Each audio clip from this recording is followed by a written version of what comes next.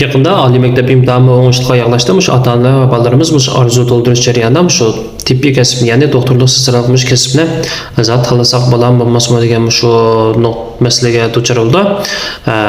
Bugun shu masala to'g'rida birazroq tushuncha berib o'tsam, men Xinjiang tibbiy tashxisi Bajit tarmoq doktorxonasining Absalom doktor.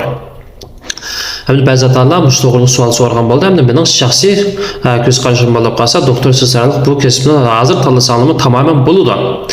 Chunki biz o'qiyotgan chog'da, biz kichik chog'da masalan 2000-yil, 2010-yil biz o'qiyotgan chog'da bu ota-onalar va o'qiyotgan bolalar asosan bu doktorlik sirallik kasbini bek cho'ng biladilar. Ammo o'qish yaxshi bolalar asosan ikkilanmaylar, birinchi o'rinda bu doktor sirallikni tanlaydi. Lekin yaqinda ba'zi ota-onalar bunga tamirqab o'ylashadigan bo'lib qoldi. Hamda qana degan chog'da birinchidan bu doktor sirallikdan ki buningki birinchidan jabri sal ig'ir hamda biz buni desak bilamiz. Ikkinchidan buningki hamda xatar va kasb hamda ba'zi bemorlar o'lib qoladigan tuyuqsiz. Shuna avval bo'lib qoladi. Hamda uchinchidan hozir shu doktor va doktorxona va bemorlar orasidagi ba'zi ixtiloflar sal ko'rinarli bo'lib qoldi. Hamda buni desak, hamda hech qanday kasbda mukammallik bo'lmaydi. Bunun undan pek ansirab ketishning hojati yo'q. To'rtinchidan, hamda ba'zilar shu turda ba'zi aldamishdi deymiz ya doktorlar shu ba'zi ko'ptirib tashviq qilib yolg'on dori setib gapni ochiq qilsak shu ba'zi odamlarimizni bir xil seskantirib turadigan manda avval kelib chiqdi. Hamda nimda bu men ko'pchilikka shu doktor sirallik tanlasangiz yaxshi deymiz degan chog'da birinchidan bu doktorlik degan bu hunar xarakterli kasb bu. Qanday degan chog'da bu siz xizmat ishlash jarayonida, kasal ko'rish jarayonida nurg'un tajribaga ega bo'lasiz, kasal ko'rishni o'rganasiz, nurg'un hunarni o'rganasiz. Bu hunar turli kasb. Sizning yishingizga cho'ng'ishingiz ergishib, sizning qimmatingiz, tajribangiz ish bordi.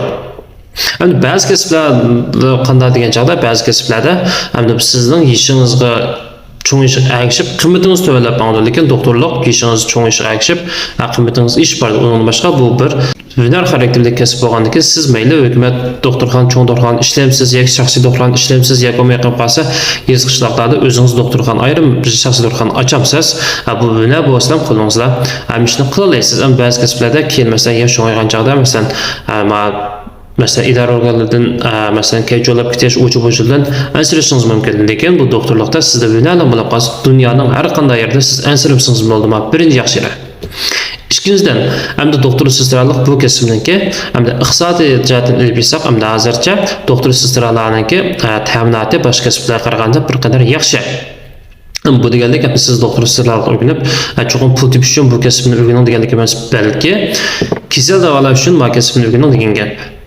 Bu kasalni yaxshi davolab, kasalni asal ko'rib, kasalni xush qila olsangiz, bu iqtisodiy qimmat tabiiy yaratildi. O'zingizningki hamidingiz tushliq iqtisodiy qimmat yarata olasiz. Üçüncüden eng mühimi bu kasb boshqalar yerdan bera oladigan kasb. Ba'zi kasblar bor jamiyatimizda. Gapni ochiq qilsak, o'zining yanchoqlar ishlaydi, boshqalar qilchilik yardım qilmaydigan kasblar bor gapni ochiq. Lekin doktorlik kasbi boshqalar yerdan bera oladigan kasb. Siz bemorga yaxshi ko'rinib, kasalni yaxshi ko'rsangiz, mush bemorning sog'lomligi, oilasiga, hatto butun bir umriga, hayotiga yordam qilgan bo'lasiz. Hamda nurg'un bemorlarimiz bor. Bir kasalni qanday ko'rish, qanday davolashni bilmay tanib qolgan bemorlarimiz bor. Siz mush kasalni yaxshi davolab, yoki mush kasalni siz davolayamizsizmi? Astoydillik bilan mush kasalning o'zini qanday davolash yaxshi bo'lganligini ko'rsatib berishning o'zimi shu bemorlarga bo'lgan, kishilarga bo'lgan eng chong yordam shu. Undan boshqa doktorlikningki shu ham bir yaxshi yeri nima degan chog'da siz mayli bir oddiy kasalni davolab saqaytamsiz yoki murakkab kasalni davolab saqaytamsiz, bu kasal yaxshilanib, uydagilar va bemorlar sizga rahmat degan chog'da ko'nglingizda ish qilib bir xil jimjiygan deymiz. Shunda xushallikdan birisi paydo bo'ldi. Bu xushallik odatda sizga million pul bergandan bakroq xushallik bir his tuyg'u. Shu chog'da doktorlikni o'rganib yaxshi qilib kelman deb o'ylagan tuyg'uga kelasiz. Demek bu kasbda siz nurg'un kishilarga yordam qila olasiz. Shunga men bu kasbni cho'ng bilaman, ham ota-onalarning shu doktor sirallik kasbini tanlasangiz tamoman bo'ladi bu kasb. Hamda buning ichida hozir shu xizmatda tepish bir qadar qiyin bo'lgani, doktorlik sirallikda yanlış xizmat tepish bir qadar oson. Bunda cho'qim cho'ng doktorxona deb eslamasangiz. Lekin hamda ma yengshang deymiz, yeyin deymiz, ma ish kasbinsa ta'sirroq bo'lib qoladi. Lekin klinika, sestra, narkozlik ma'lumki xizmat tepishgan topilib bo'ldi ko'pchilik. Tirish urgan sanglarni. Bu mening shaxsiy fikrim, o'zingizga paylanib qolsangiz bo'ldi. Masala so'raydiganlar 181 998 87 34 mush nomerni unda orqada masala so'rasangiz bo'ldi.